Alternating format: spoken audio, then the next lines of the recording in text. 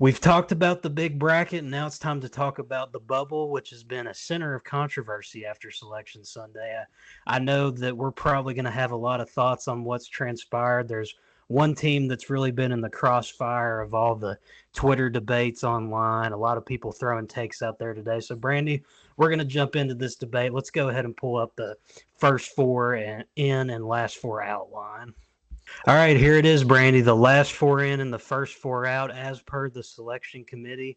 There you see Texas, Xavier, San Diego State, and North Carolina. Yes, North Carolina found their way into the big dance. We're going to talk about that plenty here. And then on the first four out line, we've got West Virginia, Indiana, Ohio State, and Boise State. Now, Brandie, when you take a look at this thing, just first glance, we didn't get to talk about it much last night when we were doing our instant reactions to the bracket and just filling it out strictly on games and what we think is going to unfold in the tournament. But now it's time to dig into the storylines, and I think that this storyline is the center of a lot of controversy just based off what I've been seeing on social media and really everywhere. If anybody's talking about March Madness, there's one thing in particular with this bubble that's being brought up.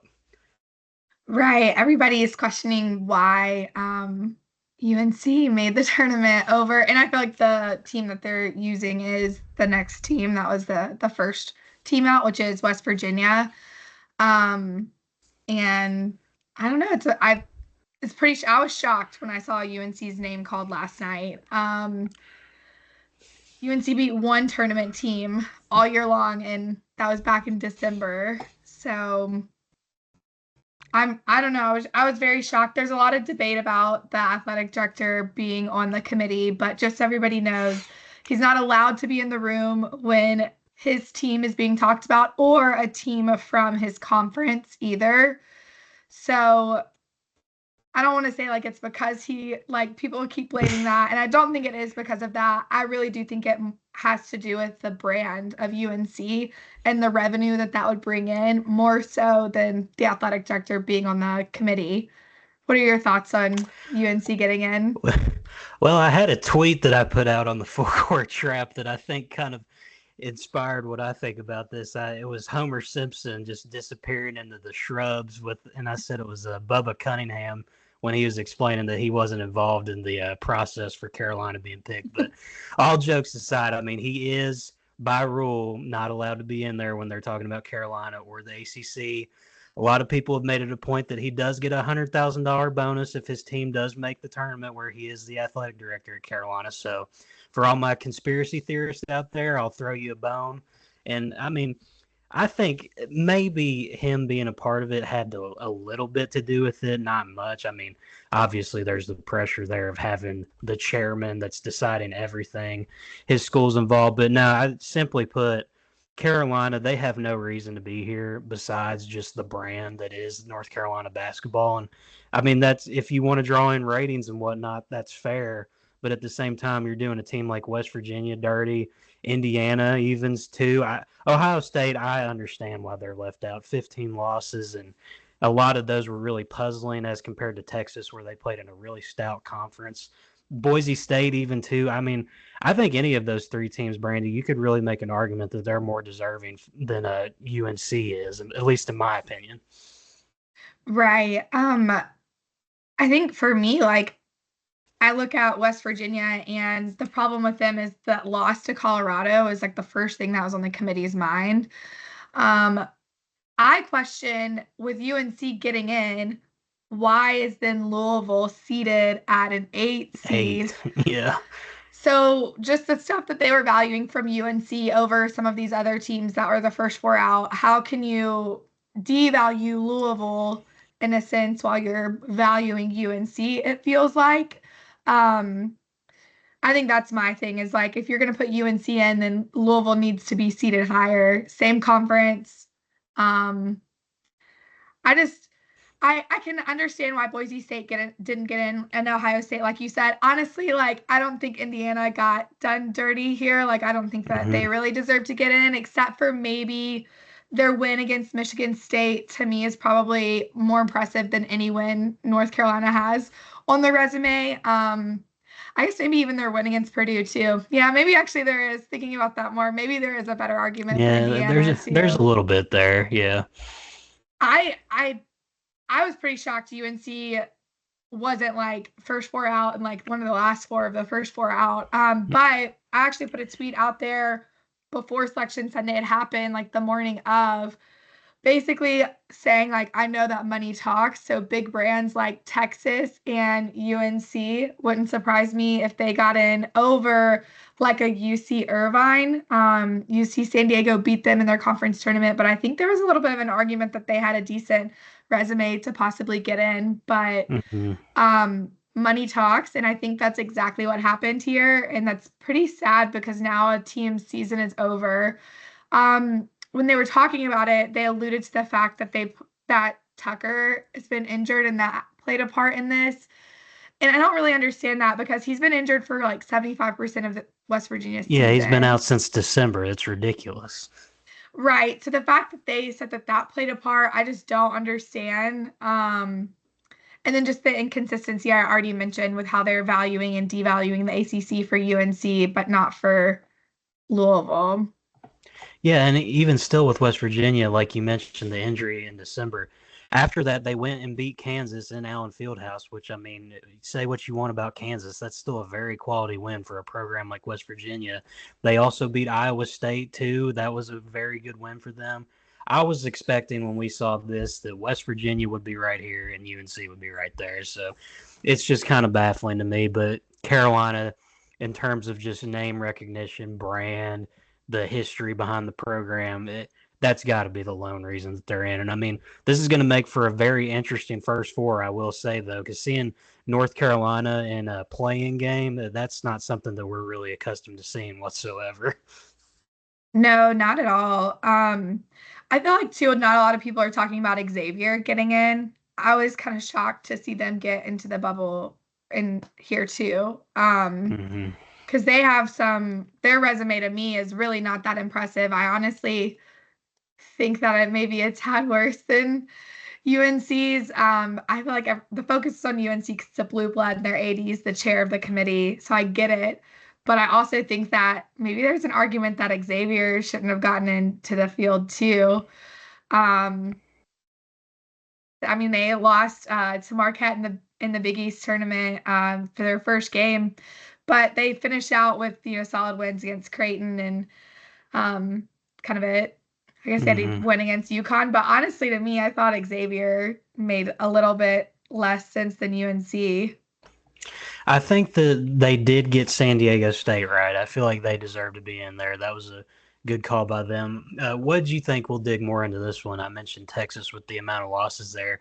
Did you think it's fair that they got in the tournament? Because going into Selection Sunday, they really weren't safe. I think the people in Texas were kind of sitting on pins and needles, wondering if they were going to get in here. And I mean, this could end up being what saves Rodney Terry's job, possibly, if he's able to make his way out of Dayton and if they were even to snag a first round upset. So this is pretty important for the Longhorns as a program and also for their coach that a lot of people have really been putting heat on this year. Yeah, I mean, Texas finished what, second to or third to last, Yeah, third to last. Just ahead of LSU and South Carolina in the SEC. And I know there's a historical number of teams from the same conference and with the SEC getting 14 teams in this year, but I'm just not sure having that poor of a performance in conference play deserves a spot in this tournament. It was impressive that they beat Vanderbilt and that they beat Texas A&M in the SEC tournament, but I, they didn't really have any strong non-conference wins. Like they Yeah, no, the lost to non Ohio conference State, was they very lost to weak. UConn. Hmm. Um, and really like their best non-conference win was St. Joe's, I guess. St. Joe's or NC State maybe. So, Yeah. and it's not like they had like, oh, this is a resume quality conference win either outside of, I guess, probably Kentucky and Mississippi State, like maybe those two. But they lost to Arkansas twice. They lost to Vanderbilt. They lost to South Carolina by double digits. So, and they lost to Oklahoma, who was also probably right, I think right ahead of Texas getting in. So I'm like kind of surprised. I'm actually very surprised Texas got in. I did not think that they were going to. But I will say I'm excited though, because I love Trey Johnson and he's so fun to watch. I'm excited to watch him in this tournament, or I don't know, depending on if they beat Xavier or not. Hmm. But I'm surprised by that too. I get the SEC strong this year, but I just feel like finishing that low in your conference, I don't know. I'm not a fan of that either. Yeah, that's also been something that's been talked about a lot. I've seen people complaining about the whole 14 bid league, and the reasoning behind that for some people is if you finished as low as like 14th in a conference, you don't deserve to be in the tournament by any means. Now, with how historically good the SEC is, I don't know if that necessarily applies to this year. I don't know what you think about that, but I've seen some fans of some other non-SEC conferences that have had big complaints about that. And that definitely applies to Texas here, as they just barely snuck in. Yeah, I've seen people say the same thing. Like the SEC was so strong this year, so like yeah, they deserve to get in. But at the end of the day, was it so strong that you lose on the road to South Carolina? Like that's kind of how I feel about that. But Arkansas did the same thing too, and they're in. But I feel like they had a lot more quality wins than Texas did at the end of the day. Hmm. There's something else I was thinking about too, but oh, there were no bid stealers, really. I guess maybe Hmm. Colorado State could be considered a bid stealer with San Diego State getting in the field. But this was the first year we didn't see like multiple bid stealers, which I think was super surprising for a lot of people. I think if George Mason would have won the A10, VCU possibly could have gotten in on the bubble here. Or if UAB would have beaten Memphis, Memphis definitely was in the field. And I think that played a part here too. So there may be a tad bit of an overreaction from people simply because there were no bid stealers, and there certainly were, but outside of Colorado State, and there certainly wasn't anything else besides them. So usually we see like at least 2 to 4 bid stealers. So that plays a part here too. Yeah, before we wrap this all up, so if this was the group of teams that were being decided between, if we're the committee here, just putting ourselves in their shoes, I'll start with you. What would your last four in have looked like compared to this one? Would it have been the same? I know we talked about Carolina not necessarily deserving it, so I feel like you're not going to agree with what was here. In Texas, there's the questions about them and Xavier. So, what would your last four in be if you were in that room making this decision? Yeah, my last four in, the first one for me would be UC Irvine. I know it's not on last four in or first four out, but I just like to favor mid-majors, so I think we're really strong and deserving, and I would go with UC Irvine for a two-bid Big West. Um, then I would go San Diego State, so I do think that they got it right here. Then I would go West Virginia, who all 111 bracketologists had in the field. Not a single one of them had them missing the field. So I would definitely go West Virginia there. Um, and then I think for the last one, I would probably have to go uh, Indiana, simply Hmm. because of their win over Michigan State, who's a 2 seed, and their win over Purdue, who's a 4 seed. They closed the season out strong. And I think that the committee knew their head coach was not going to be their head coach anymore because of discussions that have already happened out in the public, and that played a part in their decision here. But they really did finish out the season strong with wins on the road and at home against Michigan State and Purdue. Um, just kind of sucked that they lost the Big Ten tournament to Oregon right out the jump. So yeah, I'd go Indiana. Yeah, I think what I would have done here is San Diego State. I think I would have had them at the top of this list and then follow them up. Probably, I'll say I would have put West Virginia right here and then moved Xavier down into this third slot. And then I think for my last team in, it would have probably, for me personally, been between Texas and Indiana, and I would lean Texas just because of the way that the conference was and the schedule they play. Now, non-conference, I think that did play a part in them being on this line in general because they didn't really take advantage of any opportunities there, and that kind of made their resume overall a lot weaker. They had the nice conference wins. They also had some embarrassing ones too. But yeah, I think that North Carolina it's just I don't want to dunk on them too hard, but it's a shame that they got in here because I really think they're stealing a spot from a team that's more deserving, like a West Virginia, like possibly in Indiana, if you want to go that way with it as well. But it's definitely sparked a lot of controversy throughout college basketball. I've seen John Fanta, John Rothstein all getting in on it, saying that it's a just absolute abuse of justice here by the committee, and it's hard to disagree with them. I mean, I guess this kind of leads into the next video that we'll make, talking about the first 4 games in Dayton. Do you think that Carolina's even going to make their way out of Dayton and get into the actual field? Because they're technically in the tournament, but they still have to earn their way into that field of 64 that it'll be cut down to. They certainly have more talent on their roster than San Diego State does. But I really like the San Diego State defense. And when UNC goes up against a solid defense, they struggle. I feel like we've seen that all year from them.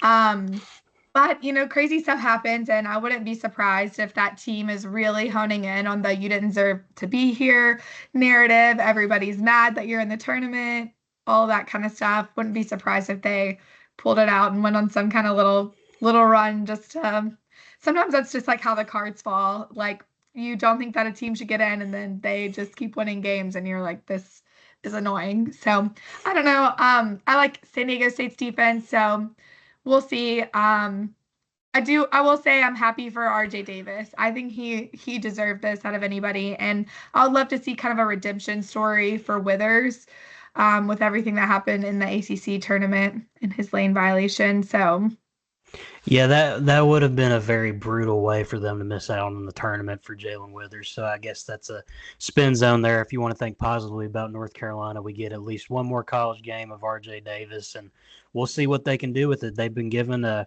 really good opportunity here by the committee, one that many people don't think they deserve. I think that we've pretty much encapsulated that we don't think they deserve it either, but they're going to have a chance to prove everybody wrong. But it was an interesting bubble line, that's for sure, and we'll see how this all plays out as the tournament goes on and figure out which of these teams shows that they deserve to be let in the big dance.